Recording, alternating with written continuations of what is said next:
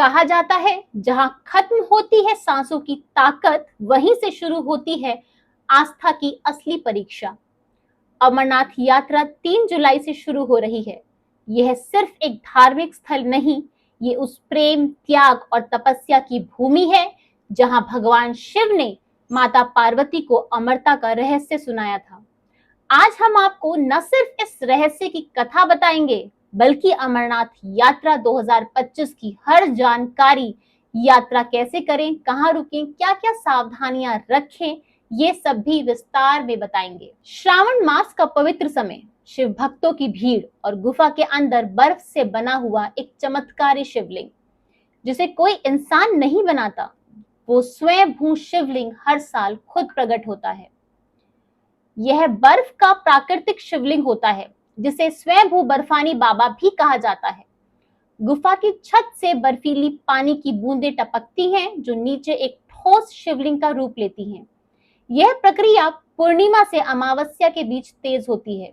श्रावण मास में शिवलिंग पूर्ण आकार लेता है और इसके बाद धीरे धीरे पिघलने लगता है। यह एक प्राकृतिक आश्चर्य है जो आज तक पूरी तरह वैज्ञानिक रूप से नहीं समझा गया। लेकिन क्या आपने कभी सोचा है कि ये गुफा कैसे मिली? इस कहानी की शुरुआत होती है 15वीं शताब्दी के एक गडेरिए बुटा मलिक से, जो मुस्लिम थे। लोक कथाओं के अनुसार 15वीं शताब्दी में एक मुस्लिम गडेरिया भेड़ पालक बुटा मलिक नामक व्यक्ति को यह गुफा मिली थी। कहा जाता है कि एक साधु ने बुटा मलिक को कोयले की एक थैली दी, जो घर आकर सोने में बदल गई और उसकी प्रसन्नता का कोई ठिकाना नहीं रहा।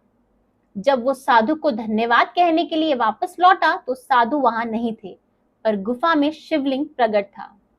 तब से बुटा मलिक के वंशज इस गुफा की सेवा में जुड़े हुए हैं और अमरनाथ श्राइन बोर्ड में इनकी भूमिका बनी हुई है। आखिर क्या है वहां देखे जाने वाले सफेद कबूतरों के जोड़े की कहानी और कैसे पड़ा यहाँ का नाम अमरनाथ धाम? कहते हैं कि माता पार्वती ने एक बार भगवान शिव से पूछा, प्रभु आप अमर कैसे हुए? तब शिव जी ने उन्हें एक एकांत गुफा में ले गए, अमरनाथ की गुफा, जहां उन्होंने अमरता का रहस्य सुनाया। परंतु ये कथा सुनते सुनते माता पार्वती सो गई। कथा सुनाते समय उन्होंने सब कुछ पीछे छोड़ दिया, नंदी, चंद्रमा, नाग, गंगा, और उस गुफा में आग जलाकर माता पार्वती को अमरता की कथा सुनाने लगे। लेकिन एक कबूतर के जोड़े ने ये कथा चुपचाप सुन ली और वे अमर हो गए। कहते हैं आज भी उस गुफा में वे कबूतर दिखाई देते हैं, और क्योंकि शिवजी ने यहाँ अमरता की कथा सुनाई थी, इसीलिए इसे अमरनाथ के नाम से जाना गया। आइए अब अमरनाथ यात्रा 2025 की संपूर्ण जानकारी भी आपसे साझा करते हैं। ये यात्रा शुरू होगी 3 जुलाई 2025 को और यात्रा का समापन होगा 31 अगस्त 2025 रक्षाबंधन वाले। अमरनाथ गुफा की दूरी श्रीनगर से करीब 141 किलोमीटर की है। श्रीनगर से पहलगाम तक 90 किलोमीटर का सफर आप गाड़ी से तय कर सकते हैं। इसके बाद शुरू होता है असली संघर्ष, 35 से 37 किलोमीटर की पैदल चढ़ाई, पहलगाम, चंदनवाड़ी, शेषनाग, पंचतरनी और फिर अमरनाथ गुफा। लेकिन एक छोटा रास्ता भी है। बालटाल रूट से मात्र 14 किलोमीटर की चढ़ाई आप कर सकते हैं। ये दोनों रास्ते ही वहां जाने के लिए उपलब्ध हैं, परंतु हम आपको इन दोनों का डिफरेंस भी बता देते हैं। बालटाल रूट ये सबसे छोटा 14 किलोमीटर का रूट है, लेकिन बेहद कठिन और सीधा चढ़ाई वाला है। आप यहाँ से एक दिन में आ जा सकते हैं, लेकिन डिपेंड करता है कि आपकी सेहत कैसी है। पहलगाम रूट ये 32 किलोमीटर लंबा है। यहाँ की यात्रा आप 3 से 5 दिन में कवर कर सकते हैं।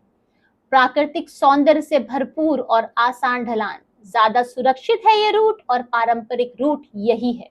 वहां जाने के लिए आपके लिए हेलीकॉप्टर की सुविधाएं भी उपलब्ध हैं।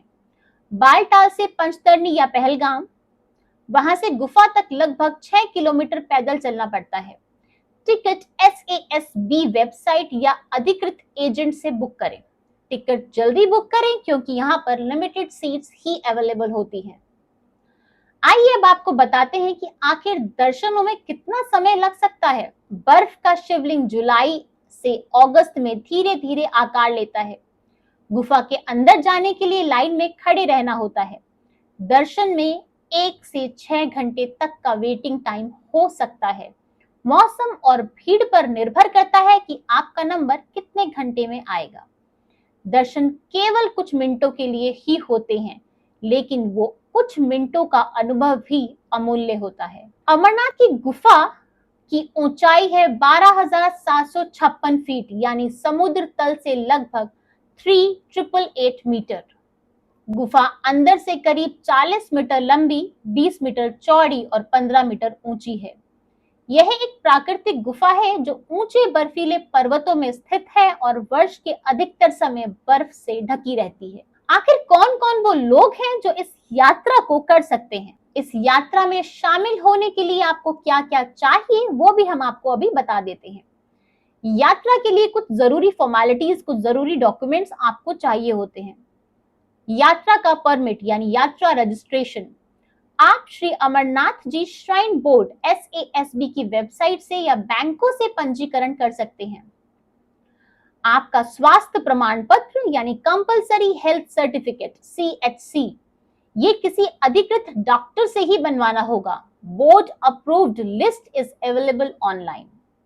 आपका ID प्रूफ, आधार कार्ड आदि और यात्रा का बीमा।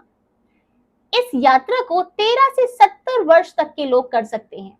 13 से कम और 70 से ज्यादा वर्ष के जो लोग हैं उनको ये यात्रा करने की अनुमति नहीं होती है। गर्भवती महिलाएं, हृदय रोग, अस्थमा, उच्च रक्तचाप के मरीज, इन सभी को ये यात्रा नहीं करनी चाहिए और जिनका मेडिकल प्रमाण पत्र मान्य नहीं है वो भी इस यात्रा को नहीं कर सकते। आइए अब एक नजर डालते हैं कि यहाँ पर आखिर रुकने की क्या क्या व्यवस्थाएं हैं।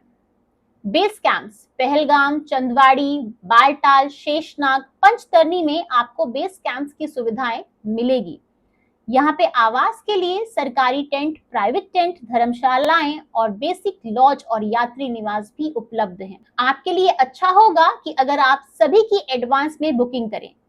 उसकी सुविधा SASB की वेबसाइट पर मिलती है। GMVN JKTDC यानी सरकारी गेस्ट हाउस की बुकिंग अप्रैल से मई में चालू होती है। हर जगह फ्री खाना, गर्म कपड़े, बर्फ में चलने के लिए जूते उपलब्ध होते हैं और यात्रा मार्ग पर मिलते हैं टेंट कैंप, सरकारी रुकने के स्थान और बहुत सारी जगह पर लंगर भी। वहां पर मेडिकल सुविधाएं भी उपलब्ध हैं, तो आपको ये जानकारी अपने पास रखना आवश्यक है ताकि अगर कुछ भी जरूरत हो तो आपको पता हो कि किससे संपर्क किया जाए।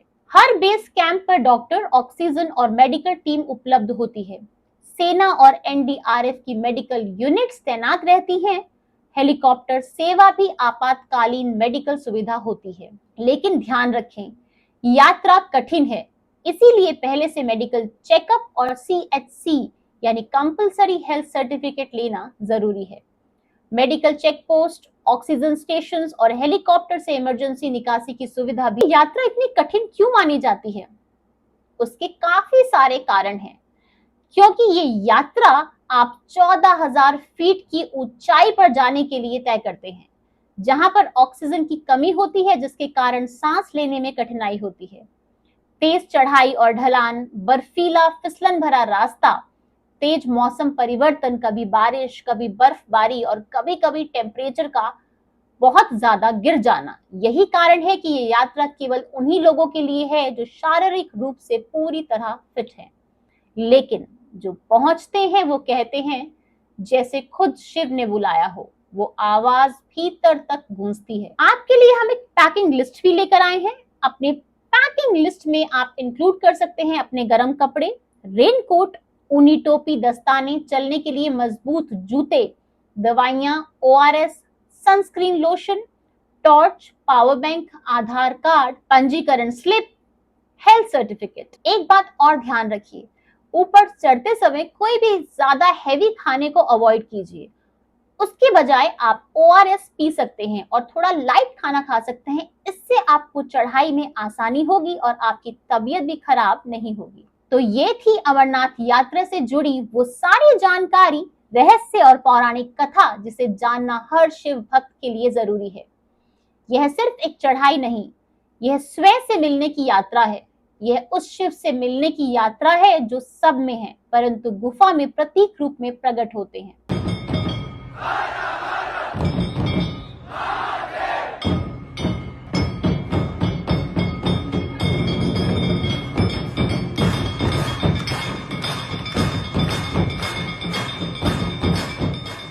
तो आज की वीडियो अगर आपको अच्छी लगी है और आपको इससे कुछ भी शिक्षा मिली है, तो हमारी इस वीडियो को लाइक, शेयर एंड कमेंट जरूर कीजिएगा। और ऐसे ही और वीडियोस के लिए हमारे channel mystery and mind with Chitra को सब्सक्राइब करना मत भूलिएगा। आज की वीडियो देखने के लिए आपका बहुत बहुत धन्यवाद। राधे राधे, जय श्री कृष्ण।